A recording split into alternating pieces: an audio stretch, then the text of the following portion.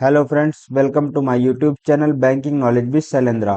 तो आज हम लोग अपने accounting and financial management for bankers का चैप्टर 14 कंपनी अकाउंट्स कवर करेंगे। तो चलिए हम अपने टॉपिक की ओर आगे बढ़ते हैं। तो सबसे पहले हमें ये जानने की जरूरत है कि कंपनी अकाउंट्स मतलब मीन्स कंपनी की जरूरत क्यों पड़ी। ठीक है,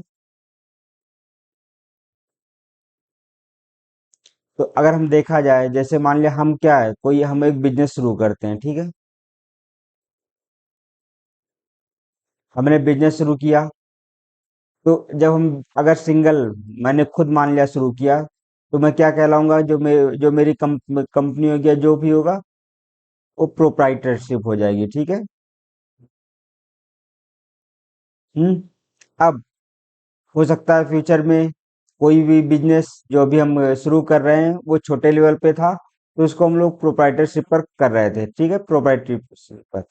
सेकंड, मान लिया बाई चांस हमें कुछ लोगों की और जरूरत पड़ी। ठीक है, तो हम किस में जाएंगे? पार्टनरशिप पे। ठीक है, अब पार्टनरशिप हो गया। अब इसके बाद अगर मान लिया कोई इसके आगे और जरूरत पड़ी हमें हमें और बड़ा बिजनेस फैलाने के लिए, तब क्या कंपनी का कॉन्सेप्ट आता है। ठीक है, तो स्पेशली अब लोग ये पूछेंगे कि पार्टनरशिप और कंपनी में डिफरेंस क्या है। तो सबसे पहला डिफरेंस, एक मेन डिफरेंस जो है, तो पार्टनरशिप में क्या होता है, ये पार्टनरशिप पर होता है। ठीक है, मीन्स जैसे मान लिया दो लोग हैं, ए और बी। ठीक है, इन्होंने पार्टनरशिप पर कोई एक काम शुरू किया। ए बी एग्जाम्पल सी मान लिया, तीन लोग हैं, तीनों लोगों ने मिलकर कोई काम शुरू किया।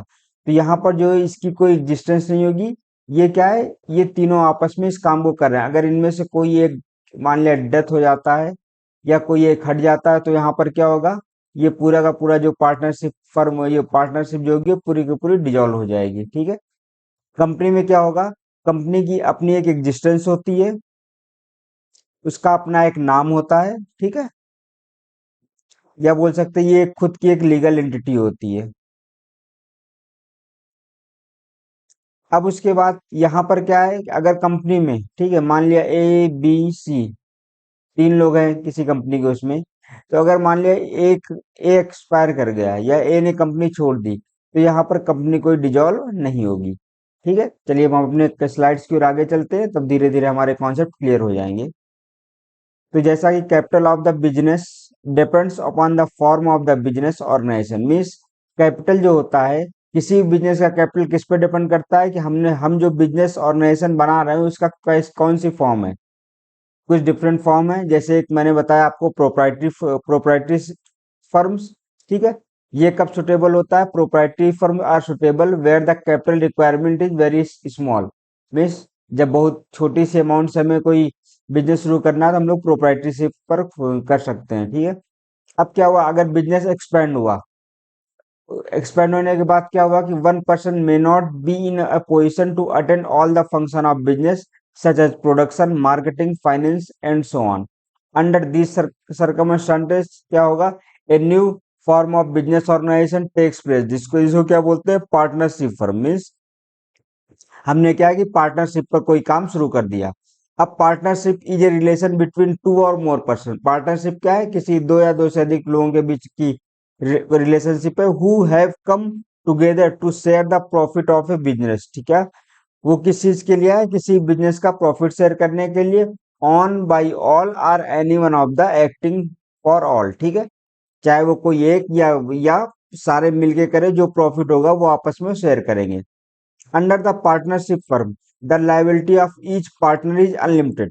ये एक मेन पॉइंट है कि जो पार्टनरशिप फर्म होती है, अगर मान लिया डिजॉल्व हो गई, ठीक है, और हमने तो यहाँ पर जो डिजॉल्व होने के बाद में मान लिया हमें किसी को बाद में पेमेंट करना है, तो यहाँ पर जितने भी पार्टनर होंगे उनकी लायबिलिटी यहाँ पर अनलिमिटेड है। मीन्स कि अगर मान लिया जो कंपनी है, जो हमारी पार्टनरशिप फर्म है, अगर उससे हम उस चीज को चुका नहीं पा रहे हो, तो उनके इंडिविजुअल कैपेसिटी के जो उनके अपने इंडिविजुअल अकाउंट होंगे, वहां से ही पैसों का ट्रांसफर हो जाएगा। ठीक है जी।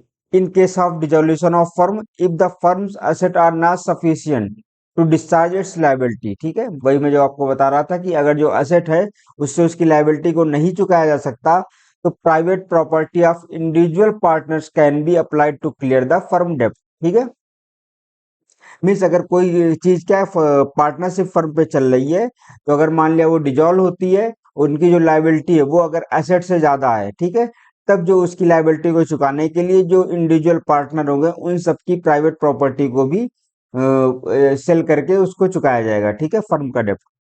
Partnership form of business is also not suitable where large investment is required. जैसे एग्जाम्पल के लिए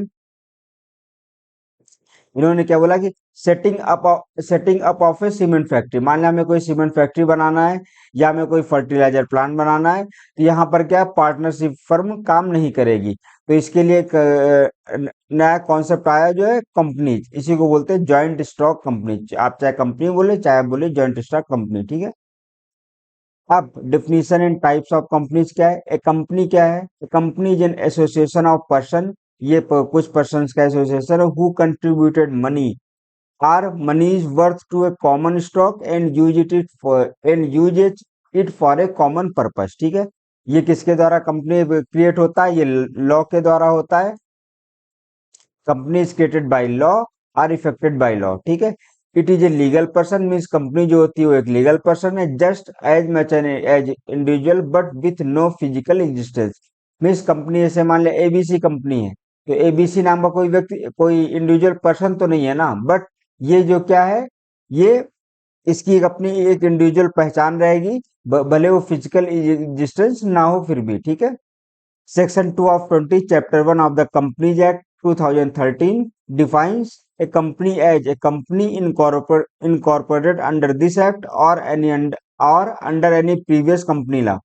मीन्स इसके अंतर्गत जो कंपनी की डिफिनेशन दी गई उसके अकॉर्डिंग कोई भी कंपनी है।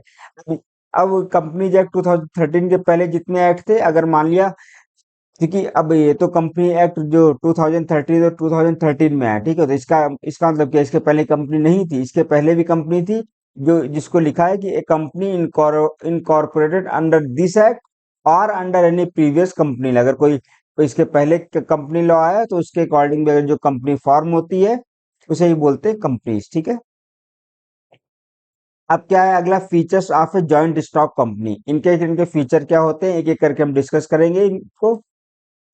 अब जैसे इनकॉर्पोरेटेड एसोसिएशन है, ठीक है, ये कई लोगों मैंने बताया आपको कि जो कंपनी होती है वो क्या है, एक एसोसिएशन है कुछ लोगों का, ठीक है, तो जिसकी इनकॉर्पोरेशन होती है, जिसका डेट भी डिसाइड होता है किस डेट को वो बना है। ठीक है, आर्टिफिशियल पर्सन, मैंने आपको बताया कंपनी क्या है, एक इंडिविजुअल पर्सन है, आर्टिफिशियल पर्सन है। ठीक है, परपेचुअल सक्सेशन, इट मीन्स कि अगर मान लिया किसी कंपनी के 2 या 3 डायरेक्टर हैं, अगर इनमें से कोई एक की डेथ हो जाती है तो इसका मतलब ये नहीं कि कंपनी यहाँ पे बंद हो जाएगी, जो अगला होगा वो उस कंपनी को आगे चलाएगा। तो ये मतलब क्या, परपेचुअल सक्सेशन, ये आगे बढ़ता रहेगा। ठीक है, कॉमन सील, कंपनी की एक कॉमन सील होती है। लिमिटेड लाइबिलिटी, एक सबसे बड़ी चीज यहाँ पे ये बेनिफिट क्या है, पार्टनरशिप और कंपनी में सबसे बड़ा अंतर कि वहां पे क्या थी, पार्टनरशिप फर्म में अनलिमिटेड लाइबिलिटी थी, कंपनी जॉइंट स्टॉक कंपनी जो है इसमें क्या है, लिमिटेड लाइबिलिटी रहती है। ठीक है, मीन्स यहाँ पर जो किसी भी इंडिविजुअल पर्सन है उसके हम क्या है, इंडिविजुअल जो उसकी प्राइवेट प्रॉपर्टी उसको जो है कंपनी के लाइबिलिटी को क्लियर करने के लिए हम किसी की इंडिविजुअल प्रॉपर्टी नहीं सेल कर सकते हैं। ठीक है, separation of management from ownership, मतलब यहाँ पर मैनेजमेंट और ओनरशिप दोनों का ये क्राइटेरिया अलग अलग रहते हैं। ट्रांसफरेबिलिटी ऑफ शेयर, इसमें क्या है, शेयर का ट्रांसफर हो सकता है। ठीक है, सेपरेट लीगल स्टेटस, मतलब इसके ये चूंकि एक एक्ट के अंतर्गत बना है तो इसका अपना सेपरेट लीगल रहता है। लार्ज मेंबरशिप, अब ये दोनों चीज के लिए मैंने ये बताया आपको, लार्ज मेंबरशिप क्या होगा और मिनिमम कैपिटल। जो कंपनी होती है वो 2 तरह की होती है, एक प्राइवेट लिमिटेड कंपनी होती है, एक पब्लिक लिमिटेड कंपनी होती है। ठीक है, जैसा कि प्राइवेट में क्या है, मिनिमम 2 पर्सन होने चाहिए, मैक्सिमम 200 होने चाहिए। ठीक है, जो हमारी पब्लिक लिमिटेड कंपनी होती है उसमें क्या है, मिनिमम कम से कम इसमें 7 पर्सन होना चाहिए। ठीक है, ये चीज याद रखिए, कई बार एग्जाम में आता है। और ये जो मैक्सिमम कितने, पब्लिक लिमिटेड कंपनी में मैक्सिमम कितने भी मेंबर हो सकते हैं। ठीक है, मिनिमम पेड अप कैपिटल जो होता है प्राइवेट लिमिटेड कंपनी के लिए 1 लाख रुपीज होता है, और पब्लिक लिमिटेड कंपनी के लिए 5 लाख रुपए होता है। ठीक है, अब ये कंपनीज के टाइप है। इसमें based on incorporation, based on ownership and based on liability. ये ज़्यादा इंपॉर्टेंट तो है नहीं, बट हम एक बार हम इसमें एक बार इसको एक एक करके स्टडी कर लेते हैं। तो जो कंपनीज होती हैं, ठीक है, ये तीन तरह की होती है। तीन मतलब तीन बेस पे डिवाइड कर सकते हो। तो based on incorporation, based on ownership और बेस्ड ऑन लायबिलिटी। अब जो चार्टर्ड कंपनी होती है, ये जो इंडिया में नहीं है, ठीक है। मिस, जो हमारी ईस्ट इंडिया कंपनी आई थी, जो चार्टर एक्ट के अंतर्गत आई थी, वो उसके अंतर मतलब किसी भी चार्टर एक्ट जो रहता है, जो इंग्लैंड का था, उसके अंतर्गत अगर कोई है तो वो क्या बोलते हैं, चार्टर्ड कंपनी कहलाते हैं। तो ये इंडिया में है नहीं। स्टैचुटरी कंपनी क्या होती है? स्टैचुटरी, स्टैचुटरी मतलब कि अगर मान लिया पार्लियामेंट्री या लेजिस्लेचर, इनके अगर उससे कोई कंपनी बनाई गई है, ठीक है, तो वो क्या होती है? Statutory company. एक तरह की गवर्नमेंट कंपनी जो होती है। रजिस्टर्ड कंपनी, जो कि रजिस्टर्ड की गई है, वो क्या होंगी? रजिस्टर्ड कंपनी होंगी। रजिस्टर्ड मीन्स कंपनी जो कंपनीज एक्ट के अंतर्गत जो रजिस्टर्ड हुई है, वो रजिस्टर्ड कंपनी हो जाएंगी। फॉरेन कंपनी, फॉरेन कंपनी ऐसा नाम से लग रहा है कि फॉरेन कंपनी मीन्स जिसका जो बेस है, जहां से वो इसको शुरू हुआ है, वो फॉरेन की कंपनी है, बट उसकी फिजिकल एग्जिस्टेंस कहाँ पे है? इंडिया में है, ठीक है। प्राइवेट कंपनी, पब्लिक कंपनी, ये क्या है? बेस्ड ऑन ओनरशिप, ठीक है। अब यहाँ पर जहाँ पे क्या बोलते हैं, कम लोग होते हैं, ठीक है, मीन्स जहाँ पे नंबर, मिनिमम नंबर जहाँ पर 2 और मैक्सिमम 200 होते हैं, ये प्राइवेट कंपनी के अंतर्गत आते हैं। पब्लिक, जिसमें पब्लिक जो, या इसको ऐसे समझ सकते हैं, जो प्राइवेट कंपनी में जो होता है, वो शेयर जो है पब्लिक में इशू नहीं कर सकते। और जहां पर कोई कंपनी अगर पब्लिक में शेयर इशू कर रही है, तो वो पब्लिक कंपनी कहलाएगी। गवर्नमेंट कंपनी, जहां पर गवर्नमेंट का क्या होता है, 51% से ज्यादा शेयर होता है, वो क्या होती है? हमारी गवर्नमेंट कंपनी होती है, ठीक है। होल्डिंग कंपनी, अगर किसी ने कोई कंपनी अपने को ऑक्यूपाई कर लिया, तो होल्डिंग कंपनी हो गई। आगे इसी तरह कंपनी लिमिटेड बाई शेयर, अगर कहीं पर कोई कंपनी है जो क्या शेयर के माध्यम से वो हुई है, मतलब शेयर के उससे उस कंपनी को खड़ा किया गया, तो क्या होगा? कंपनी लिमिटेड बाई शेयर हो जाएगी। ऐसे ही कंपनी लिमिटेड बाई गारंटी, मतलब जहां पर अगर कंपनी को डिजोल्व किया गया, तो ये बोला जाएगा कि भाई, ये जो अगर हम एक पर्टिकुलर अमाउंट एक शेयर पे दे सकते हैं, तो वो वहां पे क्या, कि company limited by certain guarantee, ये हो जाएगा, ठीक है। इसी तरह है। चलिए हम आगे चलते हैं। आगे क्या, ऑन द बेसिस ऑफ ये समथिंग, ये पार्टनरशिप फर्म और लिमिटेड लायबिलिटी कंपनी में डिफरेंस है, ठीक है। अब इसमें क्या है, फॉर्मेशन क्या है? पार्टनरशिप फर्म जो है, इसमें क्या है लिखा है? Relatively easy because of limited legal formalities. अब देखिए, जो पार्टनरशिप फर्म होगी, इसमें क्या हो, जो लीगल चीजें होती है, लीगल फॉर्मेलिटी होती है, बहुत लिमिटेड होंगी, ठीक है। लिमिटेड लायबिलिटी कंपनी होगी, यहाँ पर जो लीगल फॉर्मेलिटी जो थोड़ी डिफिकल्ट हो रहती है। रजिस्ट्रेशन, पार्टनरशिप फर्म में रजिस्ट्रेशन की कोई जरूरत नहीं है, मतलब नॉट कंपलसरी है। और जो लिमिटेड लायबिलिटी कंपनी होगी, वो चूंकि कंपनी है, तो कंपनीज एक्ट 2013 के अंतर्गत इसको क्या बोलते हैं, हमें रजिस्टर करना पड़ेगा। मेंबरशिप, जो हमारी पार्टनरशिप फर्म होती है, इसमें minimum 2 member, maximum 10, banking purpose से, अगर बिजनेस पर्पज से तो 20। जो लिमिटेड लायबिलिटी कंपनी होती है, इसमें प्राइवेट कंपनी, पब्लिक कंपनी, दो का कॉन्सेप्ट है। इसमें मिनिमम क्या है, 2 मेंबर है, मैक्सिमम 200 है प्राइवेट कंपनी के केस में। और ये सॉरी, ये गलत लिखा है, ये पब्लिक होना चाहिए। पब्लिक कंपनी केस में क्या, मिनिमम 7 है और मैक्सिमम कितने भी हो सकते हैं। लायबिलिटी, पार्टनरशिप फर्म है तो अनलिमिटेड लायबिलिटी होगी, यहाँ पर लिमिटेड लायबिलिटी है, ठीक है। Ownership and management, ownership and management यहाँ पर क्या है, ये पार्टनर के साथ रहता है, और यहाँ पर ये सेपरेट रहता है, ठीक है। Perpetual succession does not have a perpetual succession means, अगर मान लिया इसमें से किसी एक पार्टनर एक्सपायर कर गया, तो कंपनी वहीं पे डिजॉल्व हो जाएगी, ठीक है। वो केवल एक केस में नहीं हो सकती, अगर मान लो उनके जो मेमोरेंडम ऑफ एसोसिएशन जो बनाया गया, अगर उसमें साफ साफ लिखा हुआ है कि कंपनी जो है डिजॉल्व नहीं होगी किसी के डेथ पर, तब भले वो डिजॉल्व नहीं होगी, नहीं तो ये कंपनी डिजॉल्व हो जाए, मतलब कोई भी अगर पार्टनरशिप फर्म है, तो किसी एक के डेथ होने पर वो डिजॉल्व हो जाएगी, ठीक है। Transfer share in partnership can not be transferred without the consent of other partners means, अगर मान लिया शेयर है, ठीक है, पार्टनरशिप फर्म में जो शेयर है, वो वो क्या होता है, सारे पार्टनर के कंसेंट से ही ट्रांसफर किए जा सकते हैं। जबकि कंपनी में ऐसा नहीं है, कंपनी में आप शेयर फ्री ट्रांसफर कर सकते हो, क्योंकि ये स्टॉक एक्सचेंज में इनका ट्रेडिंग होता रहता है, ठीक है। Government control, limited government control on partnership. और यहाँ पर स्ट्रिक्ट मीन्स जो पार्टनरशिप फर्म होती है वहां पर गवर्नमेंट का कंट्रोल बहुत लिमिटेड रहता है, लेकिन जो इस कंपनीज रहती है इसमें बहुत ज्यादा रहता है, इसलिए कंपनीज एक्ट बनाया गया, ठीक है, जिसके अंतर्गत इसका रजिस्ट्रेशन होता है। अब आता है जो कोई कंपनी है, ठीक है, अगर कोई कंपनी है, अब उसके बाद, ठीक है, उसे पैसे की जरूरत है, मनी की रिक्वायरमेंट है, तो मनी कहाँ से लाएगा, ठीक है। तो वो क्या है, अपने वो शेयर इशू करता है, ठीक है, उसी शेयर से वो अपना कंपनी खड़ा करता है, देखा जाए। अब जैसे शेयर कैपिटल क्या होता है, अब शेयर कैपिटल जो है वो फाइव, इसके फाइव पार्ट है। एक तो ऑथराइज कैपिटल होता है, इश्यूड कैपिटल होता है, सब्सक्राइब कैपिटल होता है, called up capital and paid up capital. इसको अगर शॉर्ट टर्म मतलब शॉर्ट उसमें समझे तो ये देखा जाएगा, जो ऑथराइज कैपिटल है, ठीक है, जैसा कि नाम से स्पष्ट है, कोई भी कंपनी है उसने ऑथराइज किया है। ऑथराइज मीन्स कि हम इतना, मान लिया 10 लाख रुपए, ठीक है, मीन्स हम 10 लाख रुपए के शेयर इशू कर सकते हैं। तो क्या इसके लिए ऑथराइज किया है, ये कहाँ पे लिखा रहता है, उसके मेमोरेंडम ऑफ एसोसिएशन में लिखा रहेगा, ठीक है। तो ये ऑथराइज कैपिटल क्या हो गया, जो मैक्सिमम नंबर ऑफ शेयर कोई कंपनी इशू कर सकती है, वो हो गया ऑथराइज कैपिटल। अब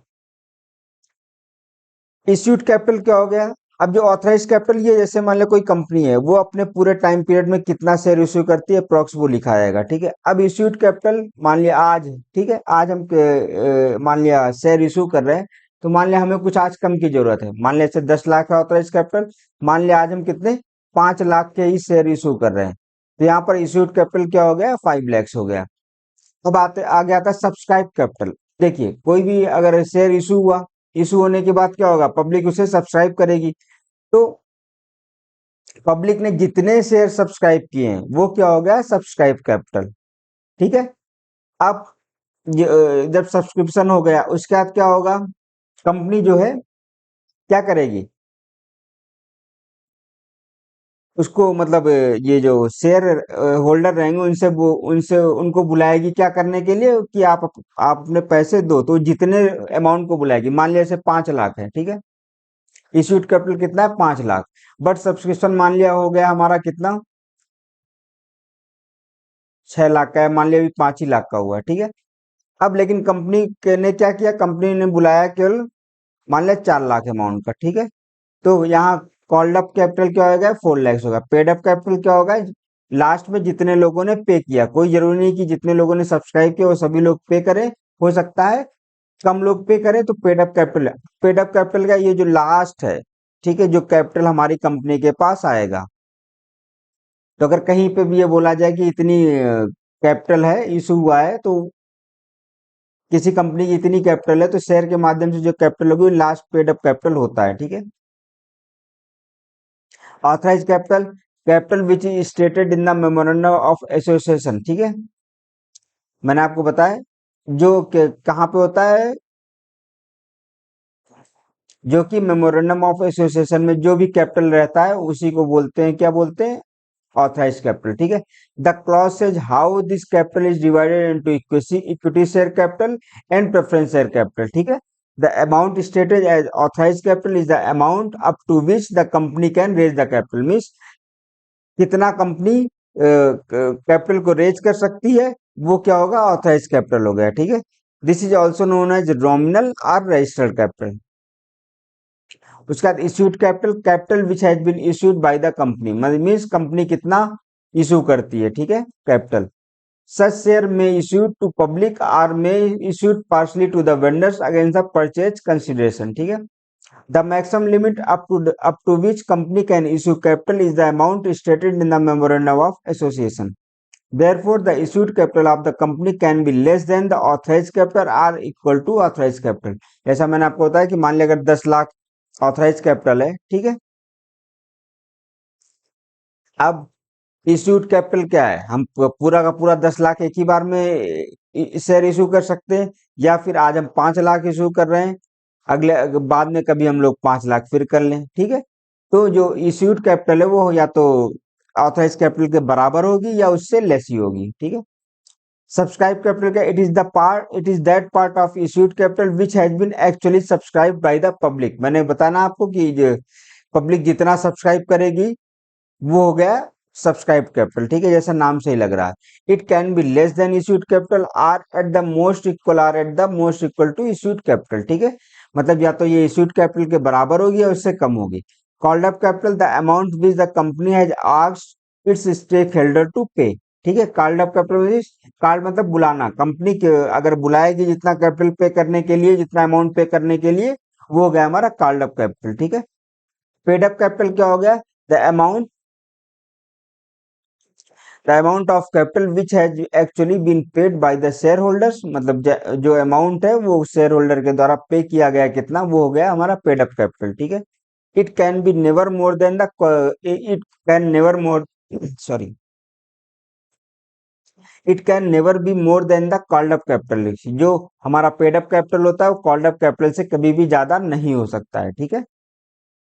अब इश्यू ऑफ शेयर, शेयर जो इश्यू होते हैं, एक तो issue of share at par, means अगर जितना है जो फेस वैल्यू है किसी भी शेयर की, मान लिया 100 रुपीज है और 100 पे इशू हो जाए तो उसको क्या बोलते हैं, इशू ऑफ शेयर, ठीक है। Issue of share at par. अब issue of share at premium, अगर मान लिया कोई शेयर की फेस वैल्यू 100 रुपीज है पर वो अगर 120 रुपए में इशू हुआ है तो उसे क्या बोलते हैं, issue of share at premium, ठीक है। थर्ड क्या है, issue of share at discount. एक चीज ध्यान रखना, कोई भी शेयर कभी डिस्काउंट पे इशू नहीं होता है, एक्सेप्ट कुछ चीजें उसमें कंडीशन है, टर्म कंडीशन किस केस में हो सकता है उसको हम आगे डिस्कस करेंगे, ठीक है। अब issue of share at discount, इसमें क्या है, सेक्शन 53 ऑफ कंपनीज एक्ट में बोला गया है कि except as provident section 54 issue of sweet equity, ठीक है। इसको मैं अभी आगे बताऊंगा आपको। A company shall not issue the share at a discount, means कोई भी कंपनी केवल स्वेट इक्विटी को छोड़ के कभी भी डिस्काउंट पे कोई शेयर इशू नहीं कर सकती। Any share issued by company at a discount price shall be void, अगर मान लिया किसी कंपनी ने फिर भी इशू कर दिया तो वो नल एंड वाइड है, ठीक है। अब इसमें आगे कंडीशन, मतलब कंडीशन क्या इसमें बताया गया, अगर मान लिया कभी इशू हो गया तो इसमें क्या क्या दिक्कतें आ सकती हैं। Where any company fails to comply with the provision of this section, such company and every officer who is in default shall be liable to pay a penalty which may extend to an amount equal to the amount raised through the issue of share, ठीक है। जितना amount issue share के through issue किया वो, या फिर जो 5 लाख उसमें से जो लेस होगा उतना उसको पेनाल्टी लगाई जा सकती है, ठीक है। और उसके बाद company shall also liable to refund all money received with interest of 12%, means मान लिया किसी ने डिस्काउंट पे इशू कर दिया शेयर, ठीक है। मान लिया कितने का, 1 लाख का कर दिया, तो जिसने भी किया है उस पर पेनाल्टी लगेगी या तो 1 लाख की या फिर 5 लाख, इनमें से जो मिनिमम होगा। एक तो पहला ये चीज है। दूसरा क्या है, उस कंपनी को जो है जितने लोगों ने भी इसको, इस शेयर को खरीदा है उन सबको उसके पैसे रिफंड करने होंगे, ठीक है। मनी क्या करना होगा, रिफंड करना होगा, साथ में with the interest rate of 12%, 12% के साथ उसको इसे रिफंड करना होगा। तो कोई भी शेयर कभी भी डिस्काउंट पे इशू नहीं हो सकता है। ये किसके अंतर्गत, ये कंपनीज एक्ट सेक्शन 53 के अंतर्गत, ठीक है। तो ये पूछ सकते हैं कि अगर कभी किसी ने इशू कर दिया तो कितना लायबल है, कितना उस पर पेनाल्टी लगेगा। तो पेनाल्टी क्या लगेगा, जितना उसने इशू किया है वो, या फिर 5 लाख रुपीज जो इसमें मिनिमम होगा, ठीक है। और उसका जो जिन लोगों ने शेयर खरीद लिए हैं उनको क्या कंपनी क्या करेगी, उनको उसका पूरा पैसा वापस करेगी with interest rate of 12% per annum, ठीक है। अब issue of sweat equity share, ठीक है। अब जैसा कि नाम से पता चल रहा है, क्या पता चल रहा है, स्वेट मतलब क्या होता है, पसीना, ठीक है। अब यहाँ पर क्या है, जो पसीने के उसमें, ठीक है। अब पसीना मीन्स क्या हो गया, मेहनत, ठीक है। अब मेहनत कौन करेगा? जो एम्प्लॉय होंगे। यहाँ अब देखो, according to the companies act 2013, sweat equity share means equity share issued by the company, किसके लिए? To the employees or director at a discount or for the consideration other than the cash, for providing know how are making available right in the nature of intellectual property right or valuation addition means, यहाँ पर देखिए साफ साफ लिखा है other than cash. ठीक है, अगर कभी भी कोई कंपनी जो है अपने एम्प्लॉय को शेयर इश्यू करती है विदाउट कैश, ठीक है, मान लिया किसी ने कोई बहुत अच्छा काम किया, ठीक है, कंपनी ने उसे क्या अपना एक शेयर दे दिया, वो क्या कहलाएगा? स्वेट इक्विटी शेयर कहलाएगा। ठीक है, द राइट लिमिटेड मीन्स इसमें जो एम्प्लॉय होगा उसको पैसा नहीं पे करना, उसको अपनी मेहनत, वो कोई भी अगर शेयर पाएगा अपनी मेहनत के उस पर पाएगा। ठीक है, जो काम कर रहा है, अगर उसे काम से कंपनी को कोई प्रॉफिट हुआ तो कंपनी ने उठा के उसको शेयर दे दी, अपना शेयर दे दिया, ये क्या होता है? Sweat equity share. The rights limitations restriction and provision as are for the time being applicable to equity shares shall be applicable to the equity share issued under this section, and the holders of the such share shall rank pari passu with other equity shareholders। ठीक है, अब अगला क्या आता है? Employee stock option schemes.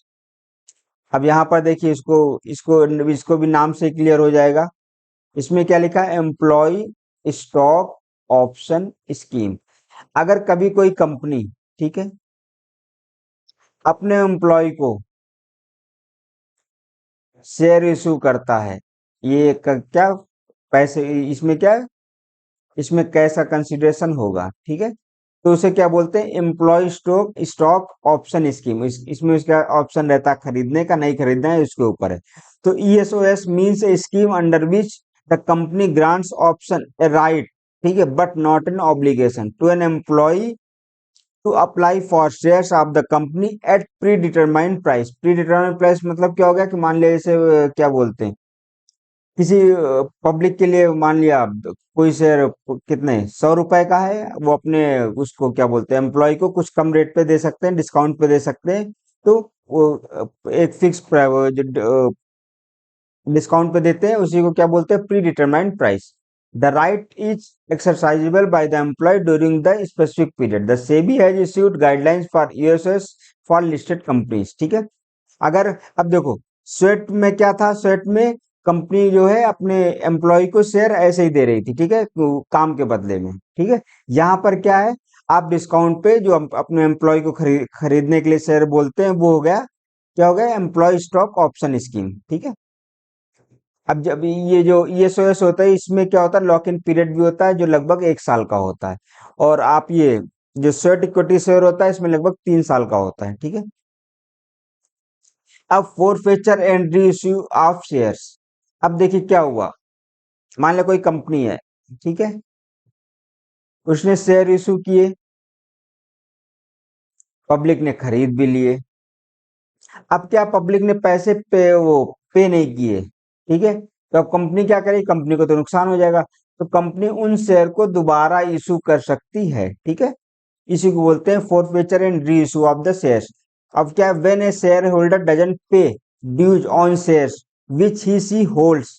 मान लो कोई शेयर होल्डर है जिसने ड्यूज पे नहीं किया जब वो पे करना था, ठीक है, तो क्या करे कंपनी? यहाँ पर रिमाइंड कराएगी, उनको रिमाइंडर भेजेगी कि भाई आप इसको पे करो। अगर नहीं पे करेगी, if he she continues to default, the company send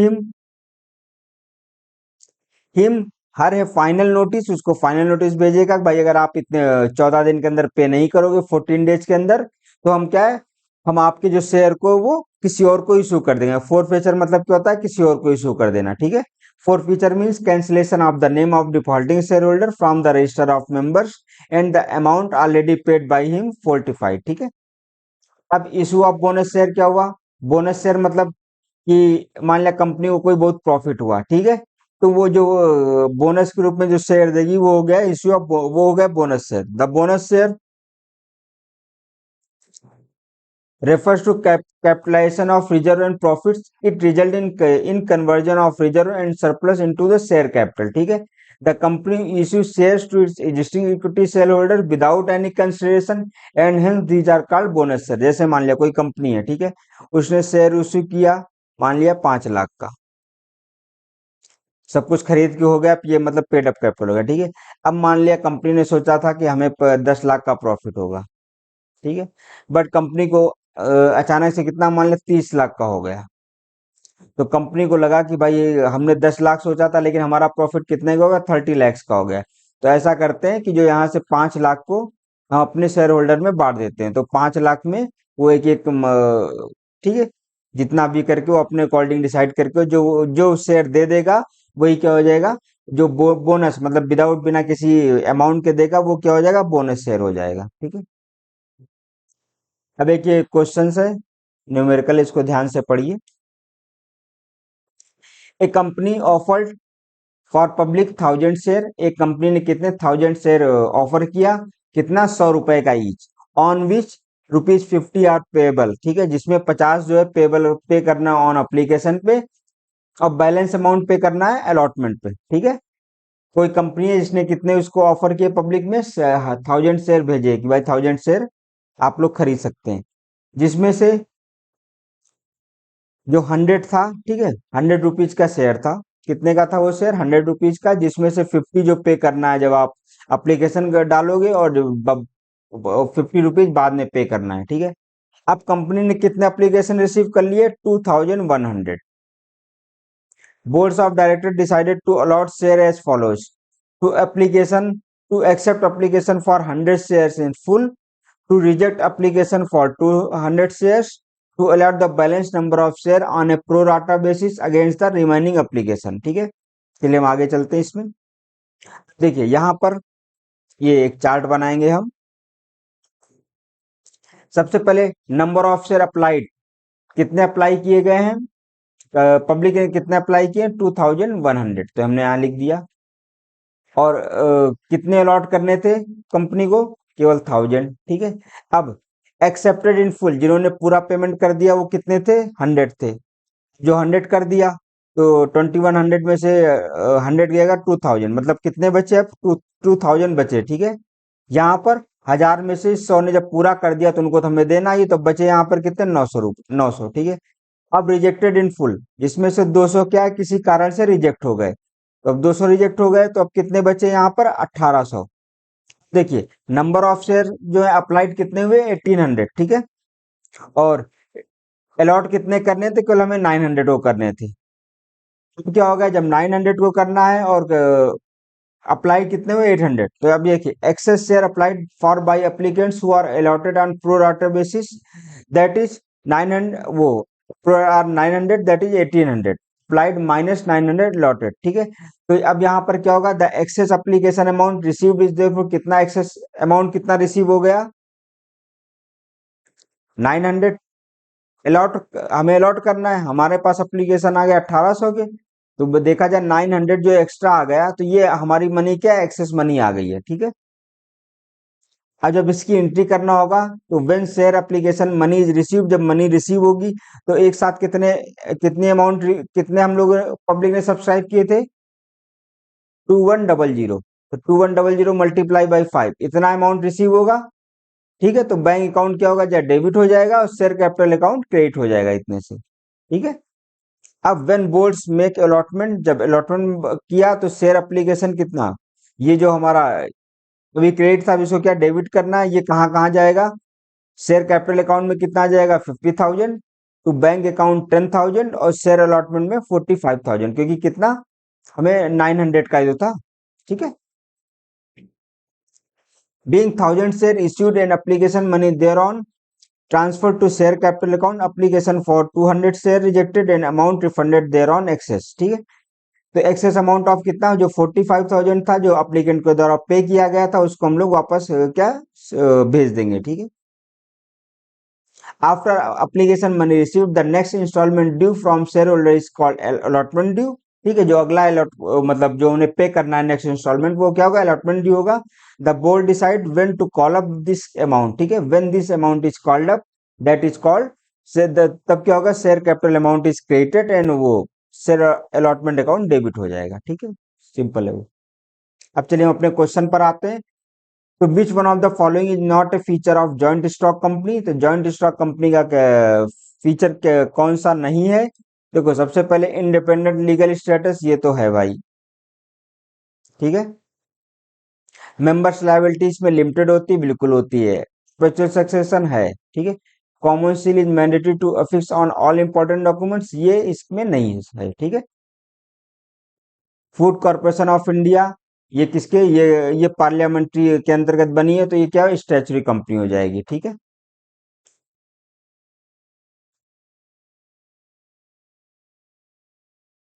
who can who can a company issue equity share at discount.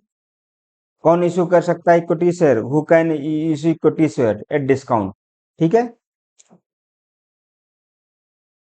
Who can a sorry, when can a company issue equity shares at discount, मतलब जो equity share को discount पे company कब issue कर सकती है? तो एक सिंपल है, इसको तो डायरेक्ट देख लो, ये किसमें, इसमें स्वेट इक्विटी के केस में डिस्काउंट पर इशू कर सकती है। ठीक है।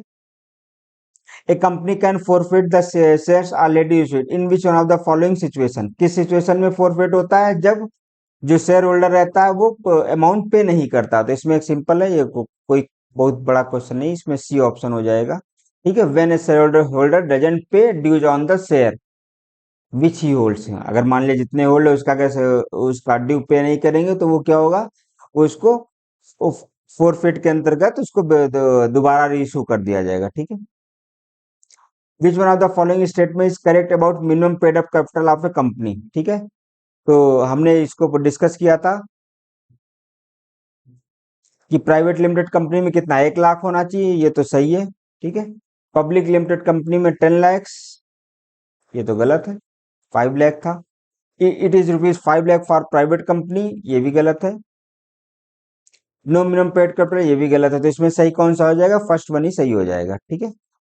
तो चलिए, इसी के साथ हमारा लेक्चर समाप्त हुआ। आप सभी को धन्यवाद। Thank you.